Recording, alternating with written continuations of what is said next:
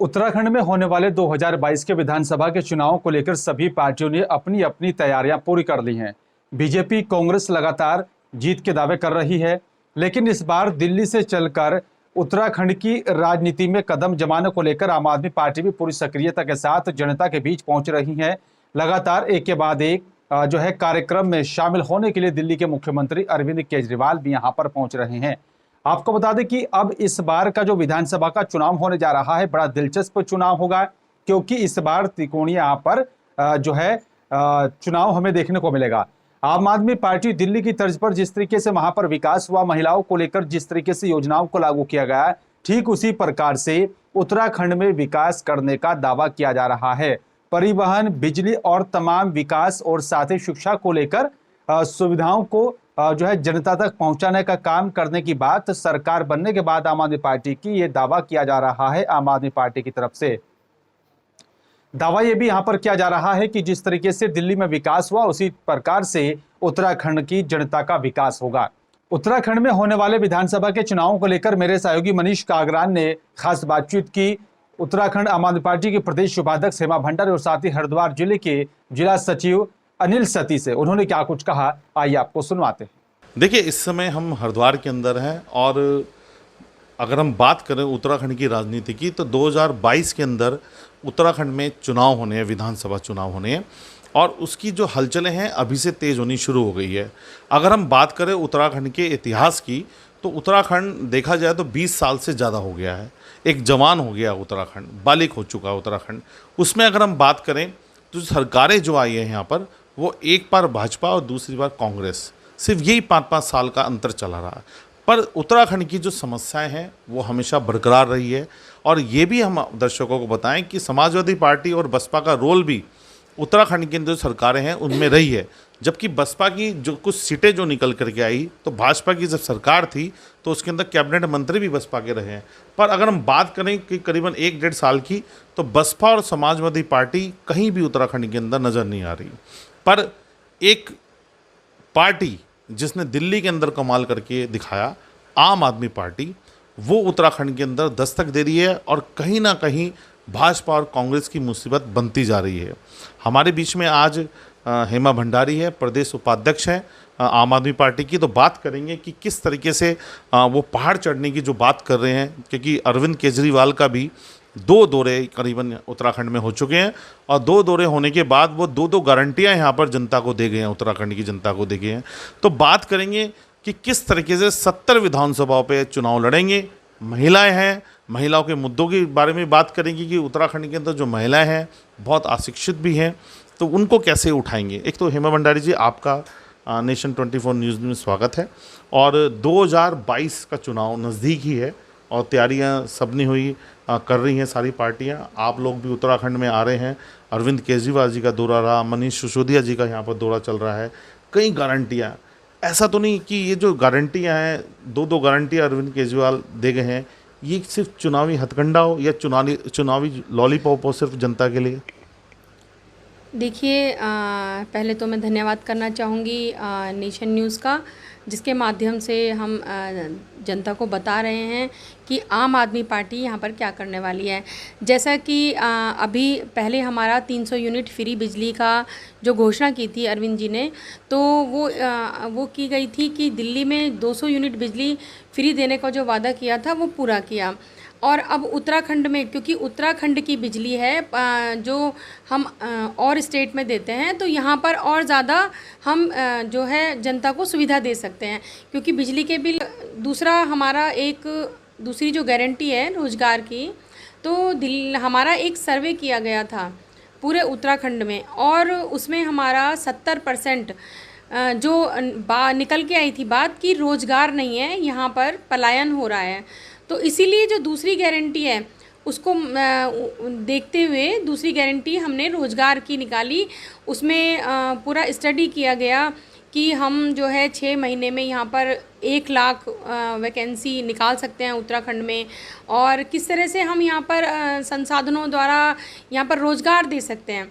अलग अलग, क्योंकि सिडकुल बहुत बड़ी कंपनियां भी यहाँ पर हैं जिसमें उत्तराखंडियों को जो मिलना चाहिए था कि 80% जो है रोज़गार उत्तराखंडियों को मिलना चाहिए था, लेकिन आज उसकी बहुत ज़्यादा जो कमी दिखाई दे रही है कि उत्तराखंडियों को रोज़गार नहीं मिला है। तो ये बड़ी पीड़ा है उत्तराखंड की कि उत्तराखंड को बने हुए जो है 20 साल पूरे हो गए हैं और आज जो दर्द है वो पहले से भी ज़्यादा दर्द है कि मतलब उत्तराखंड में जो जो शहादत दी थी हमारे उत्तराखंडियों ने उत्तराखंड राज्य के लिए, उनके सपने आज कहीं ना कहीं अधूरे नज़र आते हैं। तो इसके लिए आम आदमी पार्टी पूरी तरह से तैयार है कि किस तरह से हम उनके सपनों को पूरा कर सकते हैं और उत्तराखंड की जनता को हम सुविधाएं दे सकते हैं। मैडम रोकूंगा आपको कि ठीक है, वादे 20 साल से ज़्यादा हो गया है, कांग्रेस पार्टी इतनी बड़ी पार्टी है, भाजपा इतनी बड़ी पार्टी है, उन्होंने आज तक रोजगार या प्लान के मुद्दे को अभी तक उत्तराखंड में नहीं सॉल्व कर पाई। तो आपके पास ऐसा कौन सा जादू है, क्या ऐसा कोई प्लान है आप एकदम कर देंगे? देखिए, भाजपा और कांग्रेस 5-5 साल रही, तो ऐसा है कि इन लोगों ने आपस में एक वो कर रखा है कि 5 साल आप राज करो, जनता को लूटो, 5 साल हम करते हैं, और ऐसे ही ये लोग लगातार 20 सालों से चल रहे थे।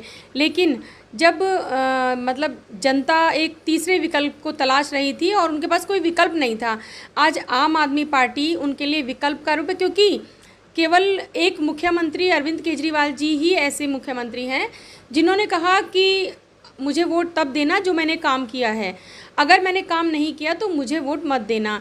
तो उन्होंने काम करके दिखाया है और यहाँ पर किसी न किसी के रिश्तेदार जो हैं दिल्ली में हैं, तो वो दिल्ली के मॉडल को देखते हैं, तो इसीलिए वो विश्वास कर पा रहे हैं कि यहाँ पर अगर वहाँ पर किया है तो यहाँ पर ज़रूर करेंगे। और जो आम आदमी पार्टी के जो दावे होते हैं वो एक हवाई दावे नहीं होते, वो उसमें पहले पूरा स्टडी करते हैं कि हम किस तरह से ये कर सकते हैं। घोषणा करने से पहले हमारा पूरा तैयार होता है स्ट्रक्चर कि किस तरह से किया जाएगा, तभी हम जो है आम आदमी पार्टी घोषणा करती है। अच्छा मैडम, उत्तराखंड में अगर हम बात करें, और उत्तराखंड में महिलाओं की स्थिति भी कुछ ज़्यादा अच्छी नहीं है, तो अगर आम आदमी पार्टी की सरकार 2022 में बनती है तो महिलाओं के लिए क्या कार्य किए जाएंगे? देखिए मनीष जी, सबसे दुखदाई बात तो यही है कि महिलाएं, जो पहाड़ों की महिलाएं होती हैं, उनके जो अधिकतर जो उनके प्रसव होते हैं उसमें कभी कभी ऐसा होता है कि मतलब 20% आप देखिए कि बच्चों बच नहीं पाते हैं क्योंकि उनको उपचार नहीं मिलता है, वो हॉस्पिटल तक पहुंच नहीं पाती हैं।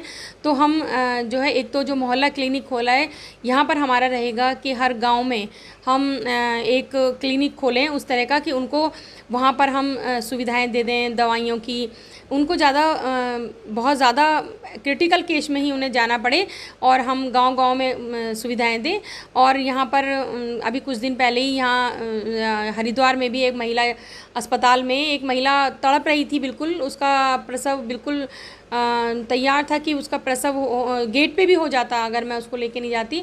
वहाँ पर जब डॉक्टरों से बात की गई तो डॉक्टर ने कहा कि इसका आधार कार्ड नहीं है। देखिए कितनी मतलब स्थिति दुर्भाग्यपूर्ण स्थिति है कि आधार कार्ड उसके पास उस समय नहीं था तो उसको इलाज नहीं मिल रहा था, चाहे वो दम तोड़ देती महिला। मैंने ये बात डॉक्टर से कही कि अगर ये महिला दम तोड़ दे तो अगर किसी नेता का फ़ोन आ जाता है तो उसको तुरंत ले लिया जाता है, उसको अच्छा उपचार मिलना शुरू हो जाता है, लेकिन एक गरीबों के लिए कोई ऐसी सुविधा नहीं है। और महिलाओं के लिए, जैसे महिलाओं की पहाड़ में तो बहुत ही मतलब क्या कहते हैं कि दुर्गम है उनके लिए इतना चलना, और ऊपर से प्रसव पीड़ा जो वो सहन नहीं कर पाती, बहुत उनको हॉस्पिटल की तुरंत ज़रूरत पड़ती है। तो हम जो है पूरा कोशिश करेंगे आम आदमी पार्टी कि हर गांव में एक क्लिनिक ज़रूर बने ताकि हम उनको उपचार वहीं पर दे सकें। तो उत्तराखंड की अगर हम बात हो रही है, उत्तराखंड के अंदर अगर आप क्या देखते हैं कि कितनी सीटें आप निकाल पाएंगे 70 में से? देखिए हमारा तो पूरा प्रयास है कि 70 की 70 सीटें हम निकालेंगे और सरकार बनाएंगे, क्योंकि आज जब हम पूरे उत्तराखंड में जाते हैं तो हर जगह यही है कि तीसरा विकल्प चाहिए, क्योंकि त्रस्त हो गई है यहाँ की जनता और एक बदलाव के मूड में है। और बदलाव 2022 में ज़रूर होगा, क्योंकि जनता अब किसी झांसे में आने वाली नहीं है, किसी जुमले में आने वाली नहीं है। हकीकत में जनता को अब हकीकत पता चलेगी, उनकी आँखें खुल चुकी हैं। तो हमारा पूरी 70 की 70 विधानसभाओं में चुनाव लड़ेंगे और जीतेंगे भी और अपनी सरकार भी बनाएंगे। पर धार्मिक नगरी के साथ साथ यहाँ एक बहुत बड़ी समस्या है, वो है नशे की। तो हमारे साथ अनिल सती जी भी हैं, बात करेंगे अनिल सती जी के साथ कि अनिल सती जी, हरिद्वार की स्थिति है, दुनिया भर के घाट भी हैं यहाँ पर, यात्री पर्यटन आता है यहाँ पर, बाहर से आता है। नशा कहीं ना कहीं हरिद्वार को खाया जा रहा है, तो किस तरीके से इसको रोका जाएगा? क्या आपके पास क्या योजनाएं हैं? हरिद्वार के बारे में आप क्या सोचते हैं, धर्म नगरी हरिद्वार के बारे में? देखिए मनीष जी, बहुत बहुत धन्यवाद आपका। और सर्वप्रथम जो है ये उत्तराखंड का प्रवेश द्वार है, धर्म नगरी हरिद्वार। यहाँ पर लाखों करोड़ों श्रद्धालु यहाँ पर आते हैं। यहाँ पर हर महीने, हर प्रतिमाह यहाँ आयोजन होते हैं। कुंभ, अर्धकुंभ जैसी बहुत पूरे देश में जिसकी ख्याति है वो यहाँ पे आयोजित होती है। लेकिन हमारा प्रदेश का दुर्भाग्य है कि सन 2000 में इस राज्य का प्रदेश का गठन हुआ और 2002 के बाद एक स्थानीय विधायक जो बीजेपी के विधायक हैं मदन कौशिक, पिछले 19 सालों से यहाँ पर राज कर रहे हैं। और इस प्रदेश में आप देखिए कि धर्म नगरी हरिद्वार में अगर आप जो जहाँ पर कोतवाली है, जहाँ पे कोतवाली वहाँ पे स्मैक का कारोबार, शराब वहाँ बेची जा रही है। ये हमारे प्रदेश का दुर्भाग्य है। अगर आप देखें कि हर की पैड़ी पे भी जो बाहर से यात्री आते हैं वो शराब पीते हैं। आप गली गली में जाइए, जिस तरह हम कोई भी पार्टी अगर बात करते हैं कि एक बूथ 10 यूथ और बूथ मजबूत, और यहाँ पर आप देखिए कि बूथ बूथ में शराब बिक रही है, गली गली मोहल्ले में शराब बिक रही है। और ये यहाँ के स्थानीय विधायक की शय पे होता है, यहाँ का स्थानीय विधायक की ये नाकामी है। और ये हमारे प्रदेश का बहुत बड़ा दुर्भाग्य है कि धर्म नगरी हरिद्वार में ही जिस तरह स्मैक और जिस तरह पंजाब में उड़ता पंजाब हम कहते हैं, उस तरह उड़ता उत्तराखंड बनने जा रहा है। और धर्म नगरी हरिद्वार जहाँ लाखों करोड़ों हिंदुओं की आस्था का केंद्र है, यहाँ पर शराब और स्मैक भारी मात्रा में बिकता है और इस पर कोई कार्रवाई नहीं हो रही। हमारा युवा बिगड़ता जा रहा है। अनिल जी, हमने देखा है कि जैसे अगर जो बिल्कुल अंतर्राष्ट्रीय स्थल है हर की पौड़ी है, जहाँ पर महाकुंभ का आयोजन भी होता है, तो जब यात्री आते हैं यहाँ पर इस तरह के नशीले पदार्थों का सेवन करके हुंदड़ भी करते हैं, घाटों के भी आते हैं, तो कहीं ना कहीं जो गंगा का जो महत्व है, माँ गंगा का जो महत्व है, क्योंकि माँ गंगा तो एक मुक्ति मोहिनी है, मोक्ष प्राप्त करवाती है, मोक्ष मोहिनी है। तो यहाँ जब गंगा में स्नान करते हैं तो कहते हैं कि मोक्ष की प्राप्ति हो जाती है। तो कहीं ना कहीं ये जो धार्मिक जो मान्यताएं हैं या एक भाव हैं, क्या ये इस युग में ख़त्म होते नहीं आ रहे हैं? और किनको दोषी आप मानते हैं इन सब चीज़ों के लिए? देखिए, इसमें हम सब लोग बराबर के दोषी हैं। यहाँ पे व्यापारी भी दोषी हैं, यहाँ पंडा समाज भी दोषी है, यहाँ हर व्यक्ति, हर होटल जो चला रहा है वो दोषी है। उसका एक कारण है कि हम पैसे के आगे हम अपनी जो हमारी मूल संस्कृति है, जो हमारी आध्यात्मिक राजधानी है, जो हमारी आध्यात्मिकता है, हम उसे कहीं खो रहे हैं। हम कच्चे लालच के चक्कर में होटल में जो आके जो कि हमारी हर की पैड़ी है उसे नाला घोषित कर दिया। तो इनकी नियत ही नहीं है। ये जितने भी बड़े बड़े होटल आप देखेंगे जो हर की पैड़ी के 200 मीटर के दायरे में है, वो या तो भाजपा के नेताओं के हैं या कांग्रेस के नेताओं के हैं। तो जब इनके नेताओं की बात आती है, जब इनके अस्तित्व की बात आती है, तो ये कानून में संशोधन करके, संविधान में संशोधन करके परिवर्तन कर देते हैं। अभी भी ये नियम है, एनजीटी के सख्त आदेश होने के बावजूद भी धड़ल्ले से नियमों की धज्जियां उड़ाई जाती है। आप ये देखिए, अभी भी नए नए कंस्ट्रक्शन हो रहे हैं। 200 मीटर का दायरा कहाँ रह गया? आप 200 मीटर की बात करते हैं कि 200 मीटर इस पार और 200 मीटर इस पार होगा, कोई अवैध निर्माण नहीं होगा। जब NH 58 का काम चल रहा था, तो जब यहाँ पे सर्वे हुआ तो बराबर बड़े बीजेपी के बड़े बड़े नेताओं के होटल थे, तो वो ना करके गंगा की तरफ कर दिया। तो ये कहीं ना कहीं केंद्र सरकार, राज्य सरकार और ये सब मिलकर, ये जो बड़े बड़े नेता हैं, बड़े बड़े पूंजीपति हैं, जो इनको फंडिंग करते हैं, ये लोग मिलकर सत्ता चला रहे हैं। सबसे बड़ी बात है कि उत्तराखंड में सरकार नहीं चला रही, अफसरशाही चला रही है सरकार को। जब बड़े बड़े जो सचिव हैं, बड़े बड़े अधिकारी हैं, IAS अफसर हैं, ये इनकी लॉबी है और यही सरकार चला रहे हैं। ये तो कठपुतली है ये तो सरकार की। हेमा जी, एक लास्ट सवाल आपसे। महिला हैं, तो महिला सुरक्षा में अगर हम बात करें उत्तराखंड को, क्या नंबर देंगे अगर 1 से लेकर 10 तक हम बात करें? देखिए, महिला सुरक्षा में तो यहाँ पर मैं 2 नंबर ही दूँगी, क्योंकि दिल्ली में जिस तरह से महिलाओं की सुरक्षा के लिए जगह जगह कैमरे लगा दिए गए हैं, तो एक तरह से जो क्राइम करने वाला है उसके मन में एक डर है कि हर जगह मैं कैमरे में कैद हो जाऊंगा अगर मैं इस तरह का कोई क्राइम करता हूं। तो हम अभी मैं आपको 2 दिन पहले की बात बताती हूँ।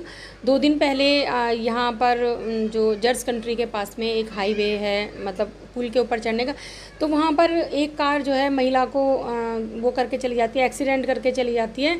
और वहाँ पर कैमरे हैं, लेकिन पता चलता है कि वो कैमरा जो लगा है ना, वो सिर्फ दिखाने के लिए है, वो कैमरा ख़राब है।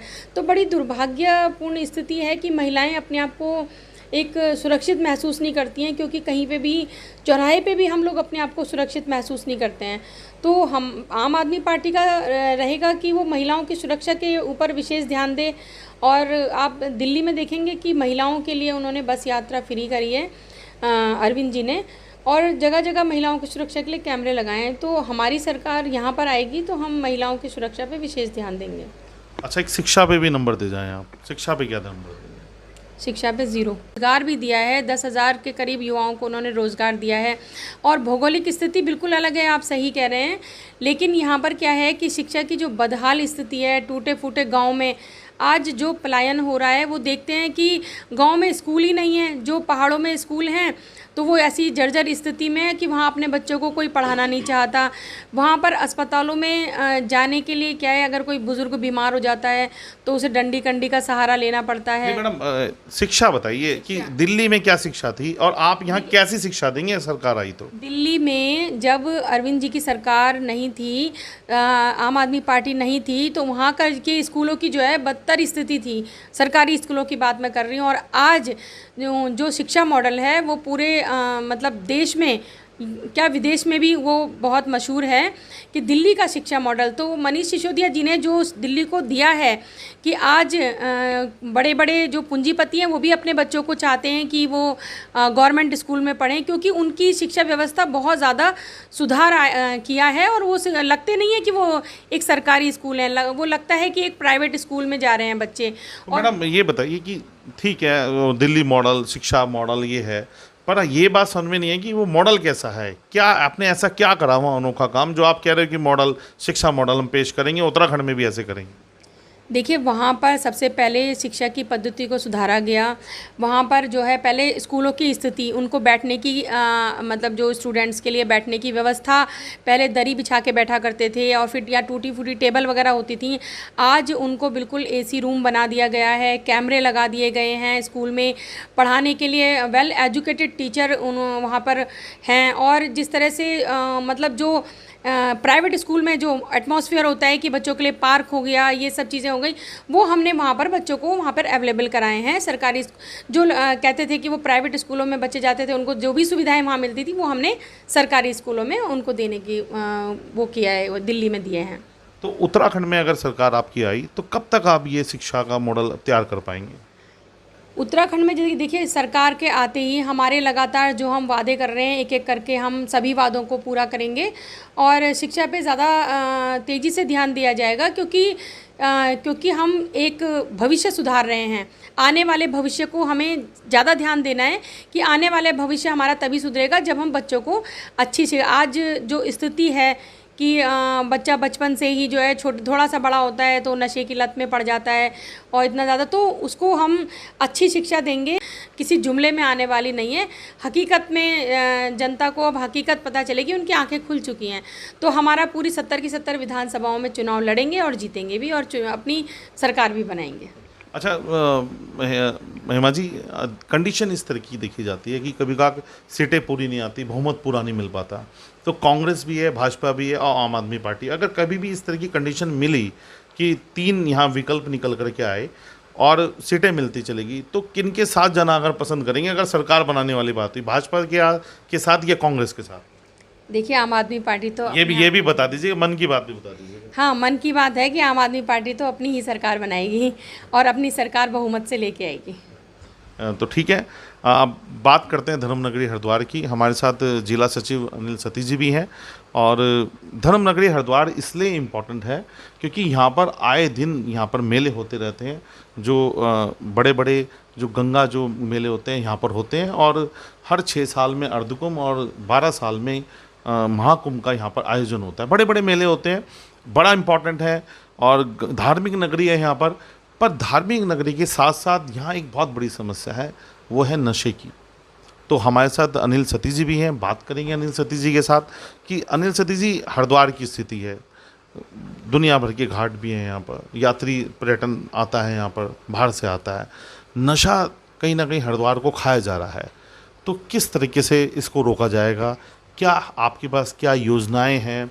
हरिद्वार के बारे में आप क्या सोचते हैं, धर्मनगरी हरिद्वार के बारे में? देखिए मनीष जी, बहुत बहुत धन्यवाद आपका। और सर्वप्रथम जो है ये उत्तराखंड का प्रवेश द्वार है, धर्मनगरी हरिद्वार। यहाँ पर लाखों करोड़ों श्रद्धालु यहाँ पर आते हैं। यहाँ पर हर महीने हर प्रतिमाह यहाँ आयोजन होते हैं। कुंभ अर्धकुंभ जैसी बहुत पूरे देश में जिसकी ख्याति है वो यहाँ पे आयोजित होती है। लेकिन हमारा प्रदेश का दुर्भाग्य ये है कि सन 2000 में इस राज्य का प्रदेश का गठन हुआ और 2002 के बाद एक स्थानीय विधायक जो बीजेपी के विधायक हैं मदन कौशिक पिछले 19 सालों से यहाँ पर राज कर रहे हैं। और इस प्रदेश में आप देखिए कि धर्मनगरी हरिद्वार में अगर आप जो जहाँ पर कोतवाली है, जहाँ पे कोतवाली वहाँ पे स्मैक का कारोबार, शराब वहाँ बेची जा रही है। ये हमारे प्रदेश का दुर्भाग्य है। अगर आप देखें कि हर की पैड़ी पे भी जो बाहर से यात्री आते हैं वो शराब पीते हैं। आप गली गली में जाइए, जिस तरह हम कोई भी पार्टी अगर बात करते हैं कि एक बूथ 10 यूथ और बूथ मजबूत, और यहाँ पर आप देखिए कि बूथ बूथ में शराब बिक्री है, गली गली मोहल्ले में शराब बिक्री है। और ये यहाँ के स्थानीय विधायक की शय पे होता है। यहाँ का स्थानीय विधायक की ये नाकामी है। और ये हमारे प्रदेश का बहुत बड़ा दुर्भाग्य है कि धर्मनगरी हरिद्वार में ही जिस तरह स्मैक और जिस तरह पंजाब में उड़ता पंजाब हम कहते हैं, उस तरह उड़ता उत्तराखंड बनने जा रहा है। और लूट मचती है। फिर उसके बाद ये लंबे चौड़े बिल जो पे भी नहीं कर सकते हैं, कभी कभी रोते हैं। जो गरीब लोग हैं वो पे नहीं कर सकते हैं, तो वो उनको क्या है कि अपनी जान से हाथ धोना पड़ता है। ये यहाँ की स्थिति है। तो देखिए, हमारे साथ ये थी हेमा भंडारी जो प्रदेश उपाध्यक्ष थी आम आदमी पार्टी। हमारे साथ जिला सचिव थे अनिल सतीश जी थे जो हरिद्वार की स्थिति भी बयां कर रहे थे, किस किस तरह की स्थिति हरिद्वार की भी है, उत्तराखंड की स्थिति हेमा भंडारी ने बताई। और अपने अनुसार उन्होंने नंबर भी दिए हैं 1 से लेकर 10 तक के बीच में। स्वास्थ्य, शिक्षाएं और महिलाओं की सुरक्षा के संबंध में उन्होंने अपने नंबर भी दिए हैं।